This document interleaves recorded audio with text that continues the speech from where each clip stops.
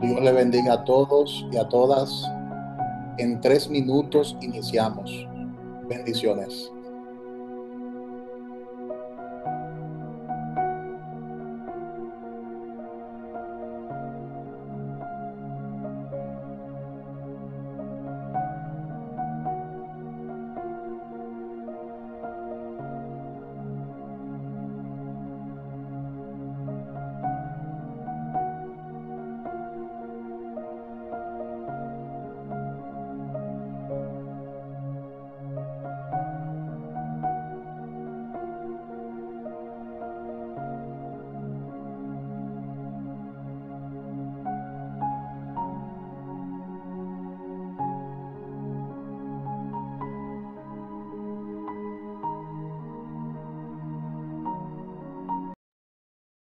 Muchas bendiciones a todos y a todas en esta hermosa tarde. Que la paz de Dios esté reposando sobre sus vidas de manera poderosa y especial. Dios bendiga a los que han entrado hasta ahora, a la pastora. Dios bendiga a Josías, a Efraín. Dios bendiga a Chanet. Amén. La paz de Dios sobre sus vidas. Vamos a iniciar y vamos a permitirle a la pastora que inicie con una oración, por favor.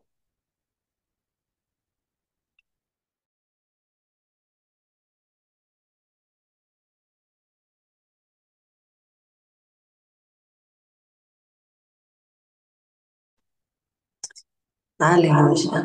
Gloria a Dios. Padre, te adoramos, te bendecimos, te damos a ti toda gloria, toda alabanza.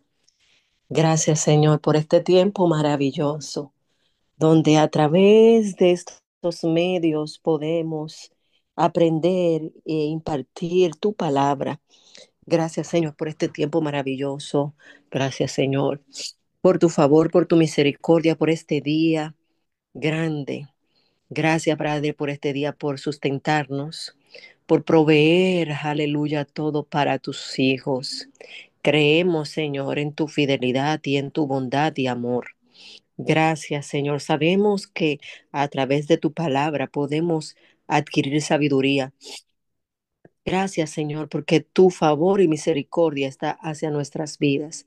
Creemos que tu palabra, aleluya, cada día son nuevas. Nos llenan, nos redarguyen, nos alinean, nos fortalecen, nos corrigen. Gracias, Señor, porque dejaste tu palabra para nosotros. Gracias, Señor, porque dejaste más cosas, tu Espíritu Santo, los dones. Aleluya. Gracias, Señor, por habernos dejado con las armaduras necesarias y con todo lo que necesitábamos para poder caminar en esta tierra que tú, oh Dios, creaste. Gracias por ser nuestro Padre. Manifiéstate en esta palabra. Aleluya, de manera especial. Aleluya, que tu palabra se haga vida en nuestras vidas.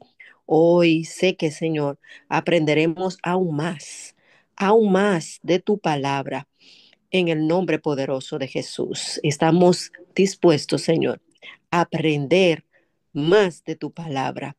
Gracias, Señor. En el nombre de Jesús. Amén y amén. Amén, amén, amén. Muchas bendiciones a todos y a todas.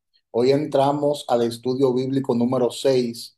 Estamos estudiando el libro de Apocalipsis y estamos hablando acerca de la aplicación doctrinal de las 7 iglesias que menciona el libro de Apocalipsis. Ya nosotros agotamos una gran parte de esta enseñanza porque hablamos acerca de la aplicación histórica de las 7 iglesias. También estuvimos hablando de forma amplia acerca de la aplicación doctrinal de esas mismas 7 iglesias y ahora vamos a entrar de lleno a lo que es la aplicación doctrinal. Y mira el bosquejo en pantalla.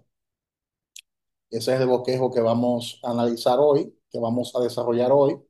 Vamos a poner un contexto acerca de lo que es Apocalipsis capítulo 2 y capítulo 3.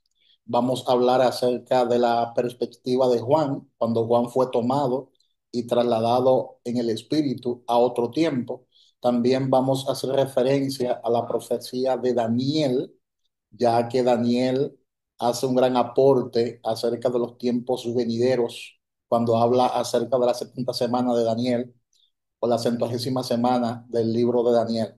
También vamos a hablar acerca del comienzo de Apocalipsis capítulo 2 y capítulo 3 y vamos a analizar las cartas con una nueva perspectiva. Vamos a analizar la carta desde el punto de vista doctrinal de esas 7 iglesias.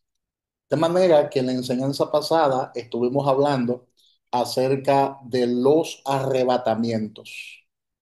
Y en la enseñanza anterior estudiamos que hay más de un solo arrebatamiento que se menciona en la Biblia. De manera que cuando nosotros encontremos la palabra rapto o arrebatamiento de un grupo de personas en las Escrituras, no debemos dar por sentado que se refiere siempre al arrebatamiento de la iglesia, porque aparte del arrebatamiento de la iglesia, hay otros arrebatamientos que la Biblia menciona. Amén. Entonces, es importante y es interesante que nosotros destaquemos esa parte ahí, porque por mucho tiempo la iglesia del Señor solamente estuvo analizando un solo de estos arrebatamientos. Y hay otros 2 arrebatamientos en la Biblia y el último puede suceder en 2 etapas. Todo eso lo estuvimos viendo en la enseñanza anterior. Entonces, hay que tener cuidado y establecer el contexto primero antes de llegar a una interpretación o a una aplicación personal. Además, todo este conocimiento de los arrebatamientos es importante porque nos ayudarán a entender lo que sigue sobre la aplicación doctrinal de las 7 iglesias de Apocalipsis capítulo 2 y Apocalipsis capítulo 3. Y yo le aconsejo a todos vosotros, le aconsejo que tenga su Biblia al ladito ahí del móvil, el celular, tenga su Biblia abierta, porque vamos a usar mucho la palabra de Dios en el día de hoy. Vamos a hacer mucho uso de la palabra de Dios. Y lo primero que vamos a hacer es que vamos a poner un contexto de Apocalipsis capítulo 2 y Apocalipsis capítulo 3. Y le invito a que abra su Biblia en Apocalipsis capítulo 1 versículo 10. Apocalipsis capítulo 1 versículo 10. Y también Apocalipsis capítulo 1 versículo 19. Apocalipsis 1:10 dice, yo estaba hablando de lo que Juan escribió, ¿verdad? Yo estaba en el Espíritu, dice Juan, en el día del Señor y oí detrás de mí una gran voz como de trompeta, como de trompeta. De manera que es importante que nosotros analicemos y estudiemos el escenario. Vamos a ver esta escena porque es importante que entendamos que Juan está escribiendo desde el punto de vista del día del Señor, que también se conoce en la Biblia este día como el día de Jehová en el Antiguo Testamento. Ahora, mira lo que dice Apocalipsis 1:19. Apocalipsis 1:19, que es un texto que nosotros analizamos anteriormente. Dice Apocalipsis 1:19, escribe las cosas que ha visto y las que son y las que han de ser después de estas.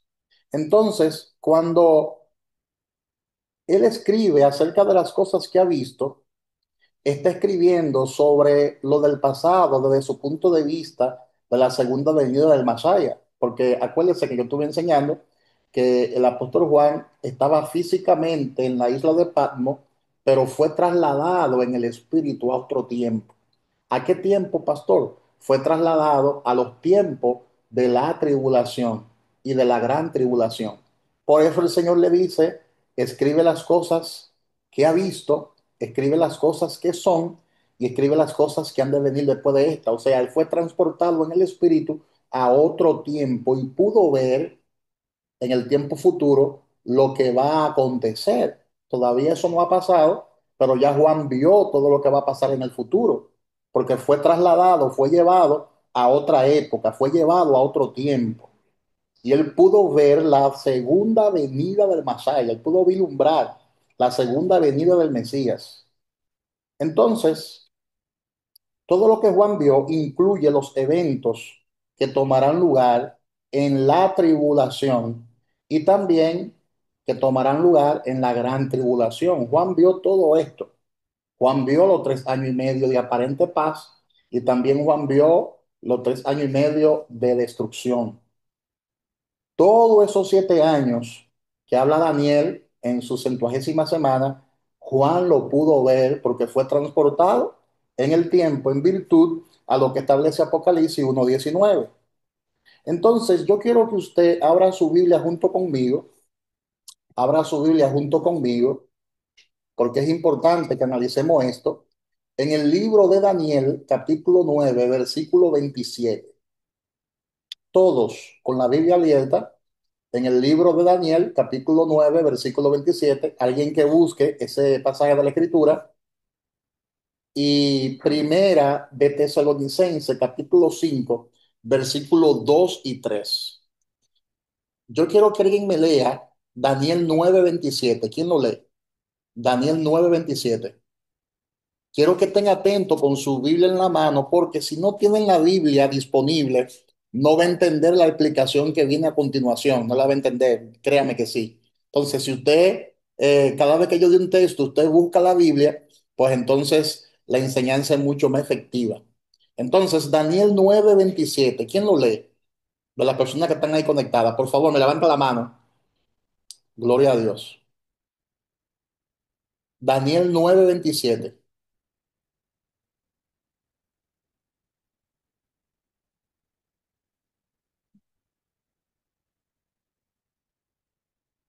Daniel 9:27. Ay, ay, ay, tan lentos. Yo. Léelo, léelo. Abigail, bendiciones. Amén. Daniel 9:27, ¿verdad? Sí. Dice, y por otra semana confirmará el pacto con muchos. A la mitad de la semana hará cesar el sacrificio y la ofrenda. Después, con la muchedumbre de las abominaciones, vendrá el desolador, hasta que venga la consumación y lo que está determinado se derrame sobre el desolador. Y lo que está determinado se derrame sobre el desolador. Entonces, recuerde que la 70ª semana de Daniel se divide en dos mitades. Hemos hablado mucho sobre esto. 3 años y medio, 3 años y medio, habrá 3 años y medio de tribulación y luego habrá 3 años y medio de gran tribulación. 3 años y medio cada una. Entonces, Pablo, el apóstol, menciona estas dos partes de la tribulación en primera de Tesalonicenses, capítulo 5 versículo 2 y 3. ¿Quién lo lee? Está en pantalla ahí, por si acaso.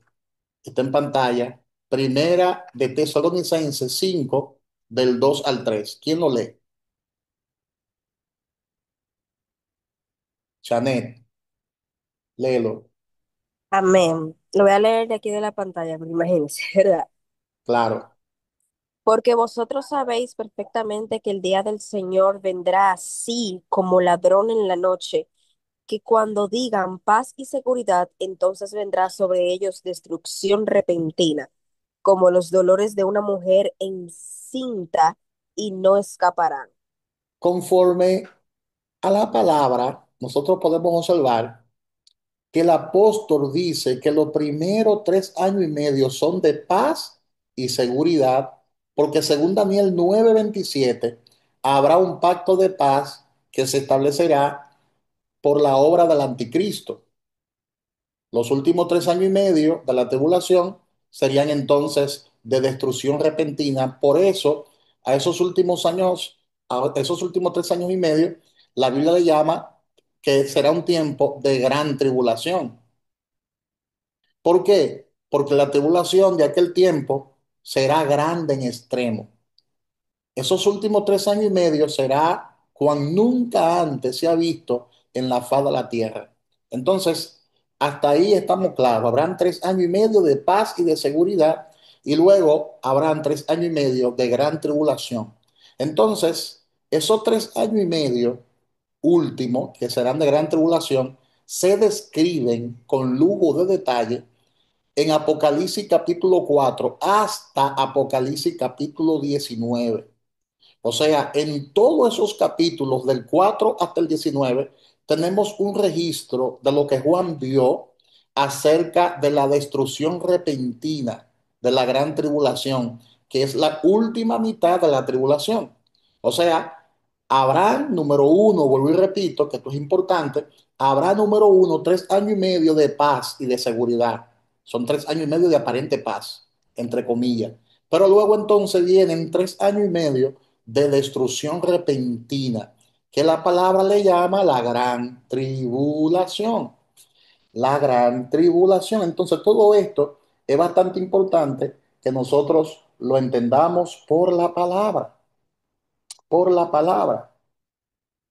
Entonces, esa gran tribulación, que se conoce también como destrucción repentina, está descrita desde el capítulo 4 hasta el capítulo 19 del libro de Apocalipsis. Y Juan vio todo esto desde su punto de vista, desde el punto de vista de la segunda venida de Cristo. Y todo esto el apóstol Juan lo vio con mucha claridad. Toda la tribulación es un conjunto porque es la última semana de la profecía de las 70 semanas de Daniel. Todo esto es un conjunto, según Daniel capítulo 9. Entonces, si Juan escribió sobre una mitad de esta semana, se puede dar por sentado que escribió sobre la otra también. O sea, Juan no solo escribió sobre sobre los últimos 3 años y medio de esa semana, sino que también escribió sobre ese tiempo que se conoce en la Biblia como un tiempo de paz y como un tiempo de seguridad. Entonces es importante que nosotros entendamos esto a la luz de la palabra de Dios. Algunas personas dirán, ven acá, pastor, pero si en Apocalipsis capítulo 4 hasta Apocalipsis capítulo 19, todos esos capítulos describen los 3 últimos años y medio de gran tribulación, entonces, ¿dónde están los escritos de los primeros 3 años y medio de paz y de seguridad o de tribulación? Es una pregunta válida, que es lo que vamos a explicar en esta noche. ¿Dónde está aquel escrito que registra la historia futura de la primera mitad de la tribulación?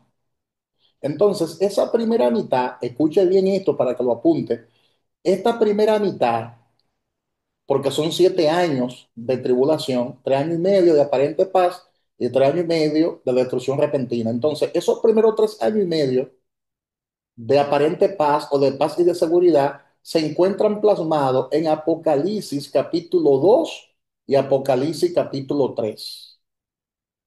En Apocalipsis capítulo 2 y Apocalipsis capítulo 3. Y se encuentran plasmadas en las 7 cartas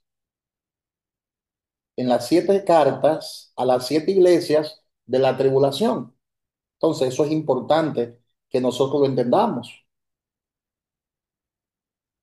Entonces, vamos a explicar esto con detenimiento, porque es importante que nosotros analicemos a la luz de la palabra de Dios los 3 primeros años y medio de paz y de seguridad.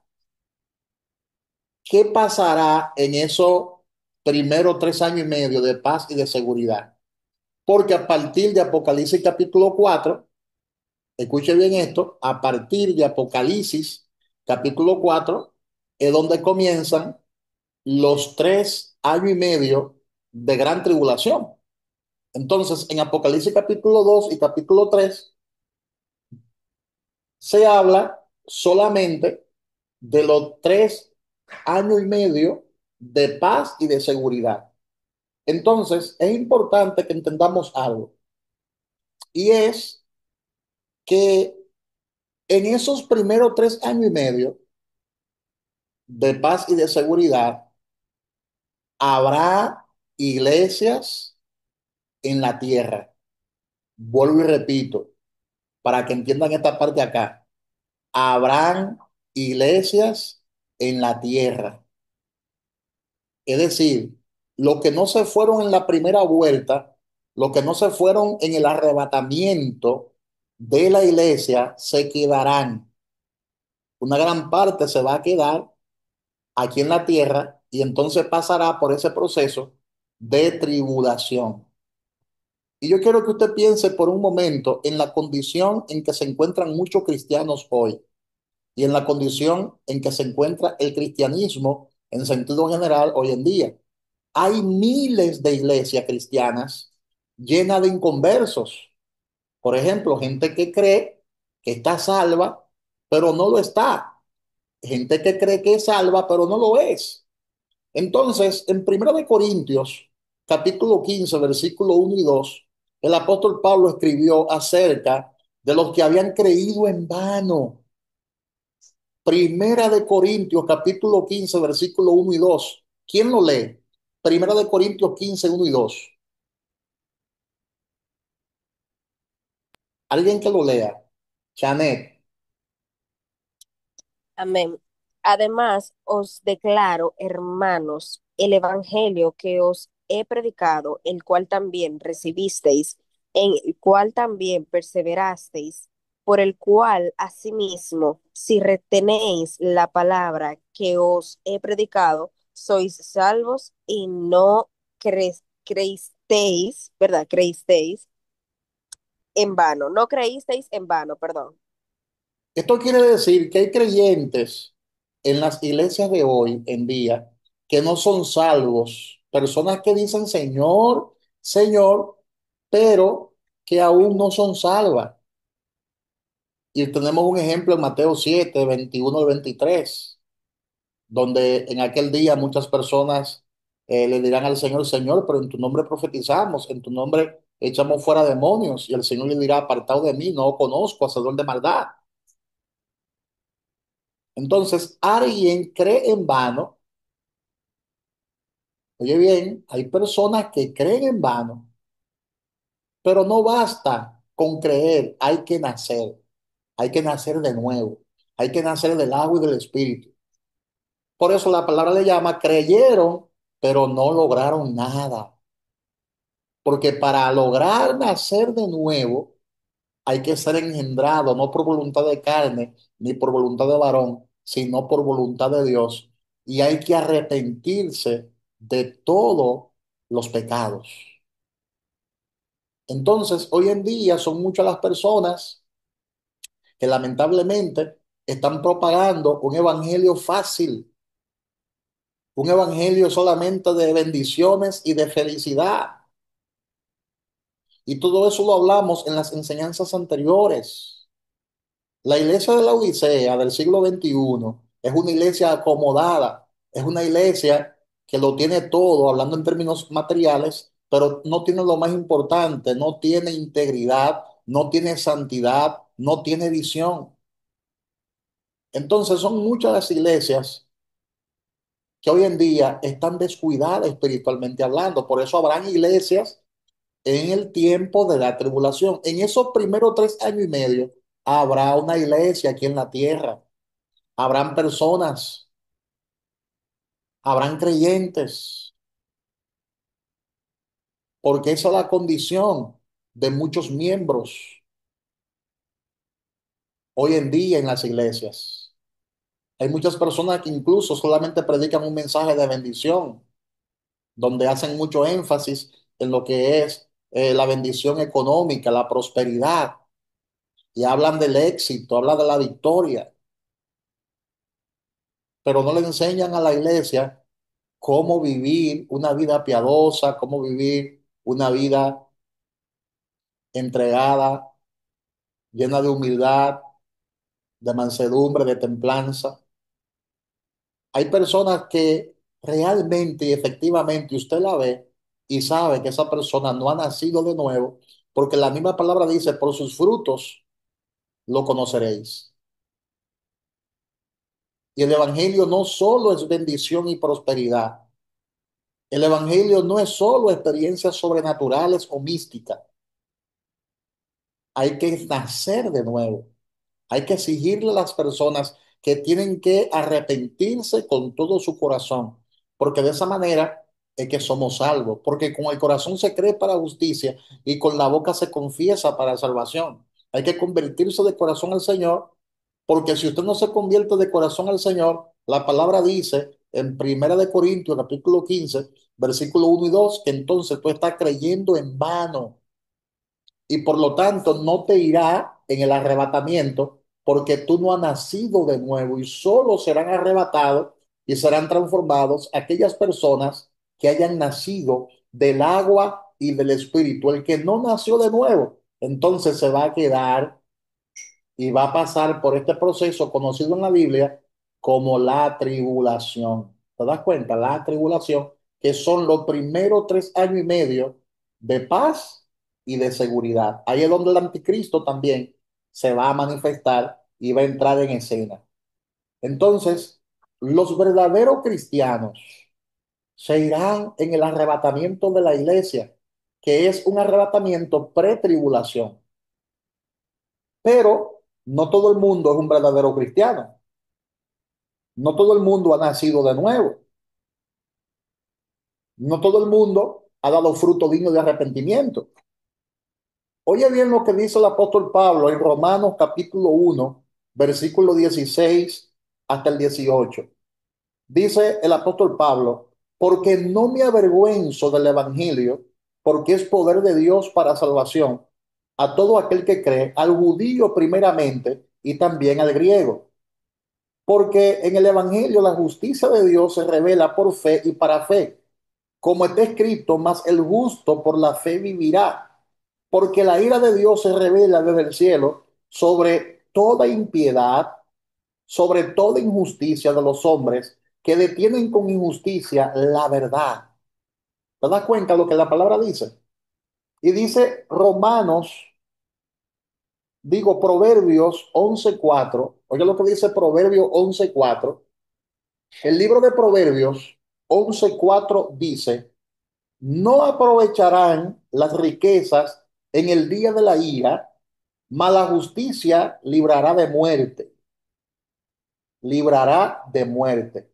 En otras palabras, según lo que plantea el Nuevo Testamento, el verdadero evangelio de Jesucristo es un evangelio de salvación. Y la salvación viene cuando una persona reconoce que ha pecado, reconoce que ha desobedecido a Dios y se arrepiente de todo corazón para poner su fe únicamente en el Señor Jesucristo para su salvación y se convierte a Cristo y renuncia al pecado. No solo confiesa sus pecados, sino que renuncia, es decir, deja de practicarlos. Y es importante esto, porque por eso hay muchas personas que se van a quedar y no serán arrebatadas, no serán raptadas en el arrebatamiento pre-tribulación. ¿Por qué? Porque no han nacido de nuevo. ¿Y cómo yo lo sé? Porque no se han arrepentido de todo corazón y siguen practicando continuamente esos pecados de muertes. Hay que confesar los pecados, pero hay que dejar de practicarlo también. Y hay que poner la fe en nuestro Señor y Salvador Jesucristo. Es lo que la palabra de Dios dice. Amén. Y este evangelio era el que Pablo predicaba. Este evangelio era el que Pablo anunciaba. Alguien que busque Hechos 17, 30 y 31 y lo lea, por favor. Hechos capítulo 17, versículo 30 y versículo 31.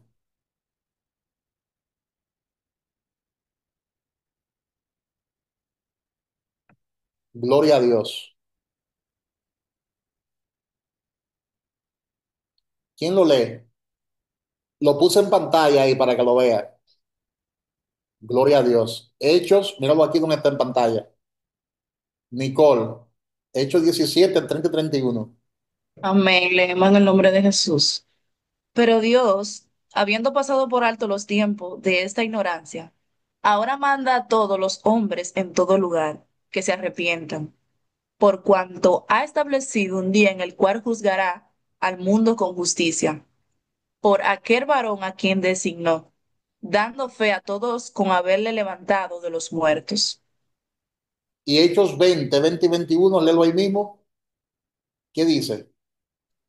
Está aquí abajo. Ah, ok, sí. Y como nada que fuese útil, es rehuí. Ok, me quita esto. Ok. Y como nada que fuese útil, he rehuido de anunciar y enseñaros públicamente y por las casas, testificando a judíos y a gentiles acerca del arrepentimiento para con Dios y de la fe en nuestro Señor Jesucristo. ¿Te das cuenta? Básicamente, el apóstol Pablo lo que nos está diciendo con todo esto es que para que una persona pueda ser arrebatada en este tiempo, para que la iglesia sea arrebatada y nosotros somos la iglesia, tiene que haber nacido de nuevo, tiene que arrepentirse. Pablo habló de un evangelio de arrepentimiento, porque si no os arrepentí, todos perecerán igualmente. Y dice también Proverbios, no sé si usted lo ha leído, pero es un texto que yo menciono mucho. Proverbio 28:13 dice que el que encubre sus pecados no prosperará, mas el que lo confiesa y se aparta alcanzará misericordia. Entonces, ¿quiénes se van a quedar? Los que no se arrepientan. ¿Quiénes se van a quedar y no serán raptados? Los que no nazcan de nuevo. Esa es una parte que hay que tomarla en cuenta porque hay gente que dice, bueno, la iglesia pasará por la gran tribulación, dicen, la iglesia pasará por la gran tribulación. Los nacidos de nuevo no pasarán por la gran tribulación. Ahora, el que no se arrepintió, el que no nació de nuevo y estuvo por mucho tiempo creyendo, la palabra dice que creyó en vano. ¿Por qué? Porque como quiera se va a quedar y va entonces a pasar por la tribulación. O sea, hay una iglesia que se va en el arrebatamiento y hay una iglesia que se va a quedar para la segunda vuelta. ¿Te das cuenta? Por eso habrá iglesia, habrá montones de creyentes en estos 3 años y medio de aparente paz y de seguridad. ¿Ves? Y por eso el Señor le escribe y le da un mensaje a esas iglesias que estarán en ese tiempo de tribulación. Juan lo vio esto, el apóstol Juan lo vio en este libro glorioso conocido como el libro de Apocalipsis. En Santiago 4:6 la palabra dice, pero Él da mayor gracia. Por esto dice, Dios resiste a los soberbios y da gracia a los humildes. Los humildes, los que han nacido de nuevo, se irán en la primera vuelta. Los soberbios se van a quedar y van a pasar, van a atravesar por ese tiempo de tribulación. Ahora mira lo que dice Mateo, capítulo 7 versículo 21 hasta el 23. Mateo 7 del 21 al 23 dice, no todo el que me dice Señor, Señor, entrará en el reino de los cielos. Este es un texto que da mucho miedo. Cada vez que yo leo este texto, los pelos se me paran para arriba porque es un texto que infunde mucho temor. Mira, Mateo 7, del 21 al 23 dice, no todo el que me dice Señor, Señor, entrará en el reino de los cielos, sino el que hace la voluntad de mi Padre que está en los cielos. Muchos me dirán en aquel día, Señor, Señor, ¿no profetizamos en tu nombre y en tu nombre echamos fuera demonios? Y en tu nombre hicimos muchos milagros. Entonces le declaré, nunca os conocí, apartados de mí, hacedores de maldad. Es decir, hay muchas personas hoy en día en las iglesias que dicen Señor, Señor. O sea, creen en el Señor Jesucristo y hasta profetizan y hasta echan fuera demonios y hasta hacen milagros supuestamente. Sin embargo, Cristo mismo dice que no los conoce porque ellos no hacen la voluntad de Dios, sino que son hacedores de maldad, dice el texto. No se apartaron de su maldad, es decir, no se arrepintieron, porque esa es la voluntad de Dios, que la gente se arrepienta. No se arrepintieron y por eso se quedaron. Por eso se quedaron. Y se quedaron para la segunda vuelta. Y fue lo que Juan vio. Juan estaba físicamente en la isla de Patmos, pero fue trasladado a ese tiempo, al tiempo de la tribulación. Estas personas que menciona, ¿verdad? Mateo 7 21 y 23, y la que menciona Hechos, capítulo 17 versículo 30 y 31. Estas personas son creyentes, pero también eran hacedores de maldad. No hubo en esos creyentes un genuino arrepentimiento, no hubo un genuino nuevo nacimiento, y por eso no hay salvación. No hay salvación, no hubo salvación en ellos, que es lo que pasa con muchas personas que llegan a nuestras iglesias, levantan sus manos, pero no se arrepienten, que van a nuestras campañas evangelísticas y hasta hacen la oración de fe porque creen, pero no se arrepienten. Esos son los que se van a quedar para ese tiempo de tribulación. Amén. Por eso dice Lucas, capítulo 13 versículo 3. Jesús hablando dijo, si no os arrepentí, todos perecerán igualmente. El que no se arrepiente, lamentablemente, no se irá en la primera vuelta, no se irá en el arrebatamiento de la iglesia. Amén. Ahora, cuando alguien se arrepiente, la palabra dice que hay gozo. Lucas 15:7 dice, os digo, hablando Jesús, que así habrá más gozo en el cielo por un pecador que se arrepiente que por 99 justos que no necesiten arrepentimiento. Hay gozo cuando alguien se arrepiente porque eso indica que esa persona ha nacido de nuevo. Dice segundo de Pedro, capítulo 3 versículo 9, el Señor no retarda su promesa, según algunos la tienen por tardanza, sino que es paciente para con nosotros, no queriendo que ninguno perezca, sino que todos procedan al arrepentimiento. También dice 2 Corintios 7:10, porque la tristeza que es según Dios produce arrepentimiento para salvación, de que no hay que arrepentirse, pero la tristeza del mundo produce muerte. Es decir, que hay un falso arrepentimiento que te conduce a la muerte. Escuche bien esto. No todo el que llora en una iglesia está verdaderamente arrepentido. Porque usted ve, yo lo he visto esto en el tiempo que tengo predicando el Evangelio. Yo tengo ya más de 30 años predicando el Evangelio. Yo he visto personas llorando en el altar, que uno piensa que se está arrepintiendo de todo corazón y al poco tiempo uno no la vuelve a ver más. Y esa persona sigue en el mundo, sigue depravándose, sigue pecando, sigue, ¿verdad?, en su mundo y no vuelve jamás a la iglesia. Entonces, esa persona sintió en el momento un remordimiento que lo hizo llorar, pero no experimentó un genuino o un verdadero arrepentimiento. Pero son gente que creen que Jesucristo es Dios, son gente que creen que lo más lindo es uno servirle al Señor, pero nunca logran arrepentirse. Y son las personas que aunque creyeron, creyeron en vano porque no se arrepintieron. Y esas personas entonces se quedarán para pasar por la tribulación. ¿Están entendiendo? ¿Están entendiendo?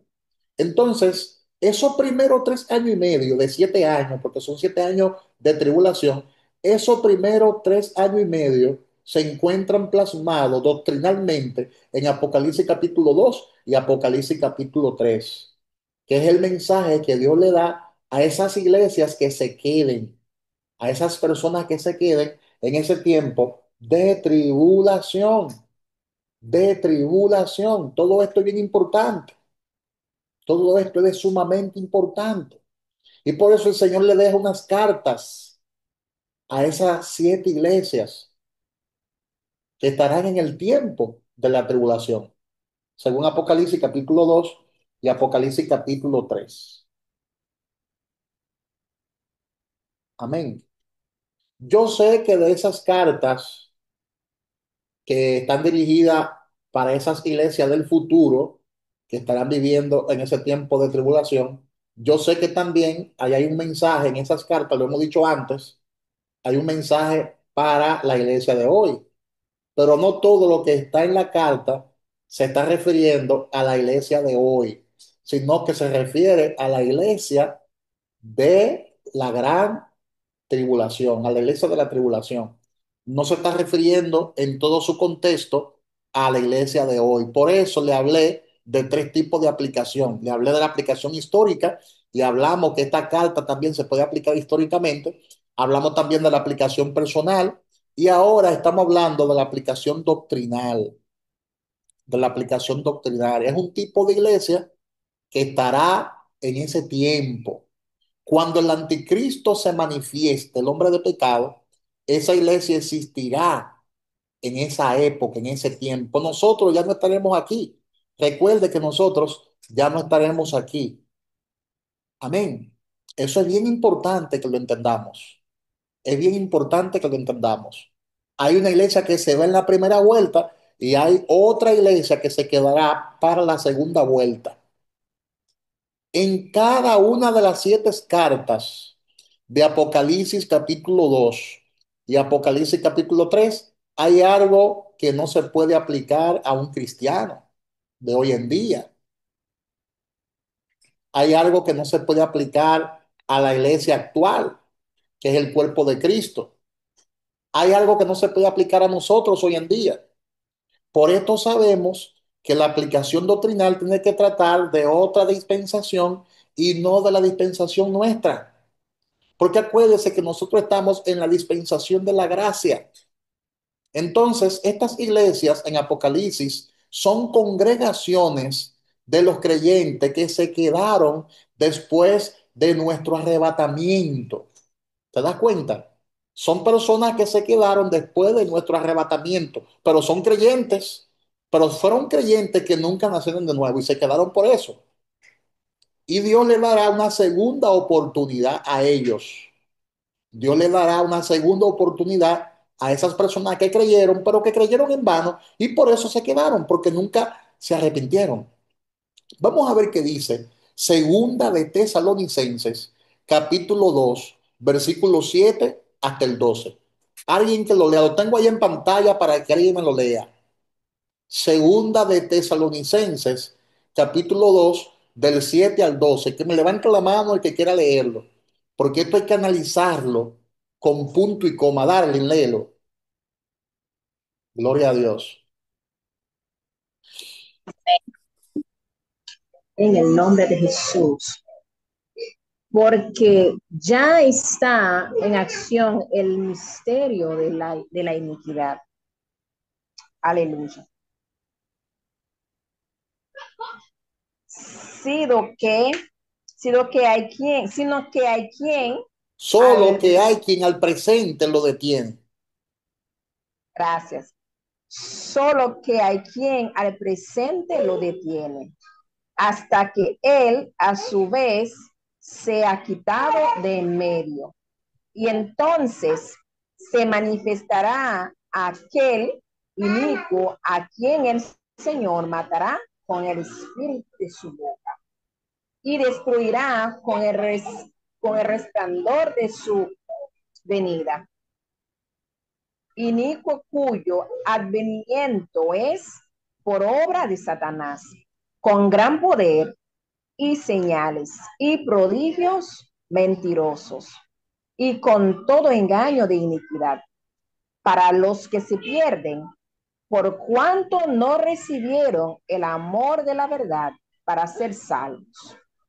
Por esto Dios les envía un poder engañoso para que crean la mentira, a fin de que sean condenados todos los que no creyeron a la verdad, sino que se complacieron en la injusticia. Escuchen esto, mis amados hermanos.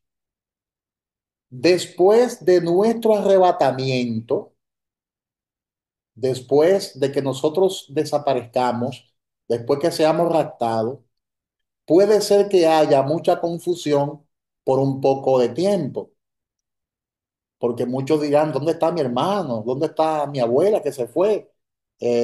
Algunos inventarán muchísimas teorías. Fue una nave que vino y se lo llevó a todos, dirán algunos. Pero el anticristo usará estrategias Una gran mentira va a usar el anticristo para explicar nuestra ausencia. Y dice la misma Biblia, en el texto que leyó la Darling, dice la misma palabra que Dios enviará un poder engañoso para que todos le crean al anticristo. Entonces rápidamente todo volverá a la normalidad. Otra vez todo volverá a la normalidad y el mundo vivirá en paz y con mucha seguridad. Estos son los 3 primeros años y medio que la Biblia le llama 3 años y medio de paz y de seguridad. De paz y seguridad. Veamos lo que Dios dice a los creyentes de aquel tiempo, a esos creyentes que se quedaron. Vamos a ver lo que Dios le dice. A esa iglesia que se quedó, vamos a ver lo que Dios le dice, porque esta iglesia, hermanos, va a experimentar y va a vivir durante esos primeros 3 años y medio de tribulación, porque estos 3 años y medio nada tiene que ver con nosotros. La iglesia verdadera, la que ha nacido de nuevo, no pasará por esos 3 años y medio de tribulación. Abigail levantó su mano. ¿Alguna pregunta, Abigail? ¿Alguna inquietud? Sí, yo tengo una duda y Sí, es si los que se van a quedar en esos 3 años y pico que va a ser esa iglesia, si ellos van a saber que ellos se quedaron. claro, ellos lo van a vivir Ok, porque van a desaparecer millones de personas en todo el mundo. Van a desaparecer millones. La palabra le llama la gran cosecha. La cosecha más grande será esa, la del arrebatamiento nuestro. Millones de creyentes serán raptados al mismo tiempo. Entonces el anticristo se va a encargar de convencer al mundo y Dios también mandará un espíritu de engaño y volverá todo a la normalidad, todo a la normalidad. Entonces vamos a ver cómo el Señor trata, cómo el Señor va a tratar con esa iglesia que se quede durante ese tiempo de tribulación. Porque habrán personas en ese tiempo de tribulación, como lo de Éfeso, con la característica de la iglesia de Éfeso. Habrán personas como lo de Esmirna, habrán personas como lo de Pérgamo, habrán personas como lo de Tiatira, habrán personas como lo de Sardis, habrán personas como lo de Filadelfia y habrán personas tipo la Odisea, pero en ese tiempo de tribulación. Juan fue trasladado a ese tiempo futuro y escribió sobre todo esto. Esto es bien interesante. Esto es bien interesante. Entonces, habrán personas en ese tiempo de tribulación, como lo de Éfeso, que han dejado su primer amor, por ejemplo, y por eso el Señor le habla en Apocalipsis capítulo 2 versículo 7. Vamos a explicar la parte doctrinal, porque ya nosotros explicamos la parte histórica de estas 7 cartas y también la parte personal, la aplicación histórica y la aplicación personal. Ahora estamos en la aplicación doctrinal, porque hay textos bíblicos que el Señor se lo escribe a la iglesia que se quede, no a nosotros, porque nosotros seremos arrebatados. De manera que la palabra de Dios no se refiere al que nació de nuevo, no se refiere a nosotros. Por ejemplo, Apocalipsis capítulo 2 versículo 7 no se aplica a nosotros, no se aplica a la iglesia de hoy. Eso es interesante que lo tomemos en cuenta.